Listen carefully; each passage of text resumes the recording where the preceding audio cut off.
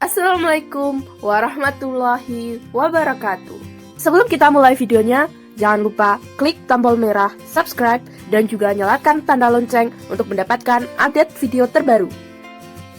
Perkenalkan, saya Izatul Musliha dari Prodi Pendidikan Matematika, Fakultas Matematika dan Ilmu Pengetahuan Alam, Universitas Negeri Yogyakarta.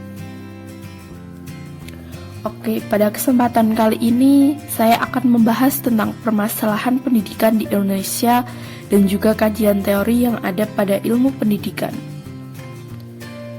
Sebelumnya, aku mau tanya nih, apa sih yang dimaksud dengan pendidikan? Oke, aku bakalan kasih tahu. Pengertian pendidikan sendiri menurut UU Sisdiknas nomor 20 tahun 2003 adalah usaha sadar dan terencana untuk mewujudkan suasana belajar dan proses pembelajaran agar peserta didik secara aktif mengembangkan potensi dirinya untuk memiliki kekuatan spiritual, keagamaan, pengandaian diri, kepribadian, kecerdasan, akhlak mulia, serta keterampilan yang diperlukan dirinya dan masyarakat. Sedangkan menurut Kamus Besar Bahasa Indonesia, kata pendidikan berasal dari kata didik dan mendapat imbuhan po dan akhiran an. Maka kata ini mempunyai arti proses atau cara untuk perbuatan mendidik. Secara bahasa, definisi pendidikan adalah proses pengubahan sikap dan tata laku seseorang atau kelompok orang dalam usaha mendewasakan manusia melalui upaya pengajaran dan pelatihan. Nah, sekarang kita akan membahas tentang permasalahan apa aja sih yang ada di dunia pendidikan di Indonesia. Permasalahan pendidikan di Indonesia salah satunya terletak pada kualitasnya. Kualitas pendidikan di Indonesia saat ini sangat memprihatinkan.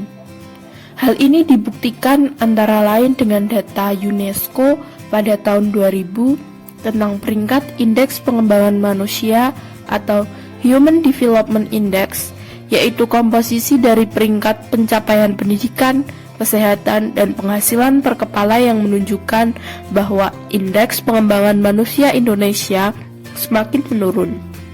Di antara 174 negara di dunia, Indonesia menempati urutan ke-102 pada tahun 1996,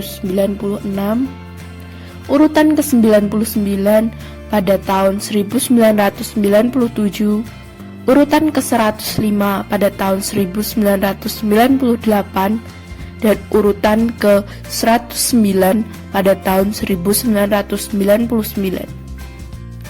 Kualitas pendidikan Indonesia yang rendah itu juga ditunjukkan oleh data Balitbank pada tahun 2003 bahwa dari 146.052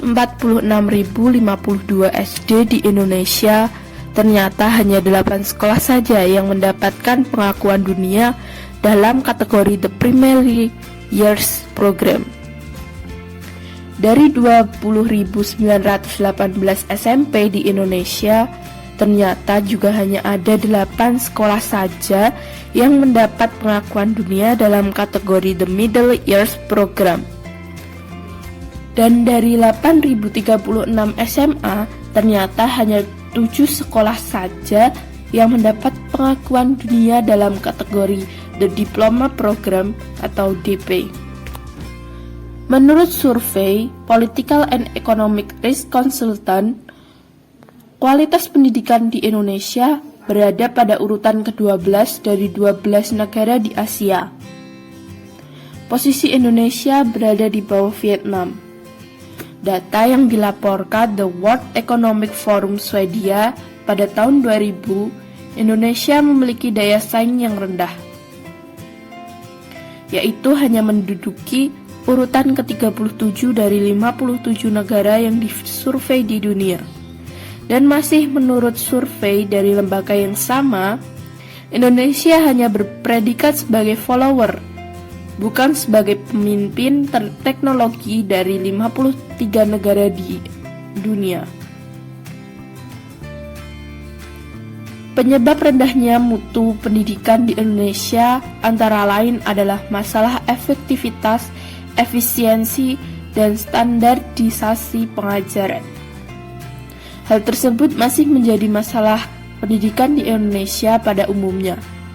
Adapun permasalahan khusus dalam dunia pendidikan yaitu yang pertama, rendahnya kualitas guru. Dapat dilihat dari pendidikan guru yang ada di Indonesia. Yang kedua, rendahnya sarana fisik juga dapat dilihat dari berbagai sarana yang ada dalam sekolah itu tidak dapat mengembangkan potensi yang ada dalam diri siswa. Yang ketiga, rendahnya kesejahteraan guru. Yang keempat, rendahnya prestasi siswa. Yang kelima, rendahnya kesempatan pemerataan pendidikan. Yang keenam, rendahnya relevansi pendidikan dengan kebutuhan. Yang ketujuh, mahalnya biaya pendidikan. Hal tersebut dapat dilihat dari banyaknya masyarakat kelas bawah yang tidak mendapatkan pendidikan karena kurang mampu dalam membayar pendidikan tersebut. Yang ke-8 yaitu kesalahan pada sistem pendidikan itu sendiri. Penyebab paling mendasar rendahnya kualitas pendidikan yang ada di Indonesia sendiri yaitu ada pada kesalahan sistem pendidikan yang diterapkan dalam Indonesia. Pasti teman-teman akan bertanya, apa arti dari pendidikan menurut sistem? Nah, kali ini saya akan membahas tentang pendidikan menurut sistem. Pendidikan menurut sistem itu sendiri bisa diartikan bahwa pendidikan adalah suatu keseluruhan yang terpadu dari sejumlah komponen yang saling berinteraksi dan melaksanakan fungsi-fungsi tertentu dalam rangka mencapai tujuan pendidikan. Dalam hal ini saya mencoba untuk bertanya kepada beberapa orang di sosial media tentang bagaimana sistem pendidikan yang berlaku di Indonesia saat ini. Setelah saya mengumpulkan beberapa pendapat tersebut, terdapat banyak pendapat. Di antaranya yaitu pendapat pertama yang menyebutkan bahwa pendidikan di Indonesia itu monoton. Dari tingkat SD sampai SMA masih berbasis mencari peringkat, bukan ilmu, sehingga siswa terbatas dalam mengembangkan bakat. Sekolah hanya stuck untuk belajar di sekolah, bukan menjurus untuk berkarir. Pendapat kedua menyebutkan bahwa pendidikan di Indonesia tidak mendukung target yang direncanakan dan juga cenderung hanya sebagai sebuah formalitas saja. Pendapat yang ketiga yaitu pendapat yang menyebutkan bahwa pendidikan di Indonesia hanya berorientasi pada hasil akhir, yaitu nilai. Hasil lebih dipentingkan daripada proses dan juga usaha keras, sehingga karakter siswa justru tidak terbentuk dan malah berlomba-lomba menghalalkan segala cara untuk mendapatkan nilai yang baik. Pendapat yang keempat yaitu menyebutkan bahwa pendidikan di Indonesia buruk dan tidak menjurus. Semua siswa dituntut untuk bisa memahami dan juga menguasai semua mata pelajaran.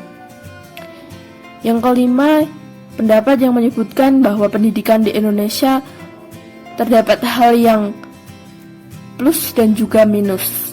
Plusnya karena membuat siswa dapat memilih jurusan secara matang karena sudah tahu kelemahan dan juga kelebihan sebuah materi tersebut. Minusnya karena peserta kurang diperhatikan dan kurangnya realisasi tentang pentingnya sekolah. Nah, dari sebagian besar pendapat yang telah saya kumpulkan, dapat disimpulkan bahwa ternyata sistem pendidikan di Indonesia sangatlah kurang. Banyak tujuan pendidikan yang kurang tercapai, bahkan tidak tercapai sama sekali.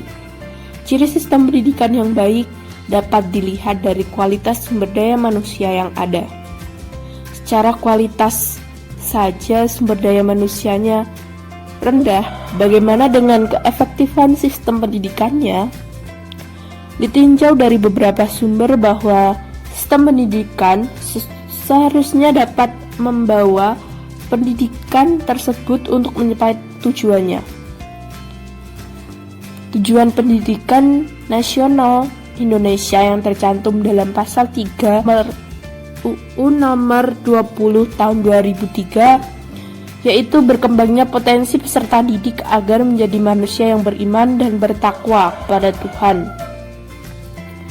Dapat dilihat bahwa awal kalimat tujuan tersebut adalah berkembangnya potensi peserta didik. Kalau dilihat dari pendapat-pendapat yang ada, dapat disimpulkan bahwa tujuan tersebut tidak tercapai. Bahkan seluruh peserta didik kurang dalam mengembangkan potensinya. Karena peserta didik dituntut untuk serba bisa. Bagaimana bisa seorang peserta didik yang memiliki kemampuan yang terbatas dapat mengembangkan semua mata pelajaran dengan baik, sehingga peserta didik tersebut tidak dapat mengembangkan potensi yang kuat dalam dirinya, yaitu minat dan bakatnya. Tidak hanya itu, permasalahan kualitas pendidikan di Indonesia juga dapat ditinjau dari fasilitasnya yang kurang. Bagaimana bisa seorang peserta didik dapat mengembangkan potensinya padahal di sekolah tersebut tidak disediakan fasilitas yang memadai?